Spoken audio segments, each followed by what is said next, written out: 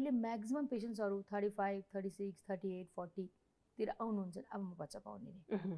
That is why it happens. यो ढिलो विवाहको कारण पनि एउटा समस्या चाहिँ महिलाहरुमा देखिन्छ। विवाहको कारण पनि ढिलो बच्चा प्लान गर्न कारण पनि बिहे भएपछि पनि धेरै पेसेन्ट्सहरूले प्लान गर्दैन हैन हामीले पुगेको छैन, मेरो सेट भएको छैन, मेरो यो बाँकी छ, यो बाँकी छ, सबै गर्दा गर्दा दे बिकम 35। यो महिलाको स्वास्थ्य र विवाह अथवा बच्चा पाउने कुरा चाहिँ महिलाको स्वास्थ्यसँग एकदमै नजिकबाट जोडिएको कुरा हो।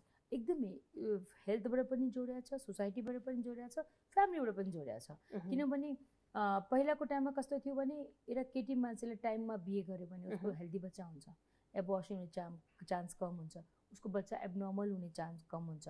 उसले ढिलो गर्यो भने बान्झोपनको चान्स बढी भयो, पछि गएर ट्रिटमेन्ट लिनु पर्यो। अलि लेट टाइममा बिहे गरेपछि या लेट बच्चा पाएपछि एबर्सन एकदम हाई हुन्छ। तपाईँको डाउन सिन्ड्रोमदेखि अरू कन्जेनाइटल डिजिजेस पनि बढी हुन्छ। So everything has its own side effects. Women 35 पुग्ने बित्तिकै पार्टिकलमा ट्युमर हुने चान्स बढी हुन्छ, फाइब्रोइड हुन्छ, एडिनोमायोसिस हुन्छ, इन्फेक्सन हुन्छ, ट्युबल ब्लक हुने चान्सेस बढी हुन्छ। यो कुरोहरू यङ एजमा हुन्न नि।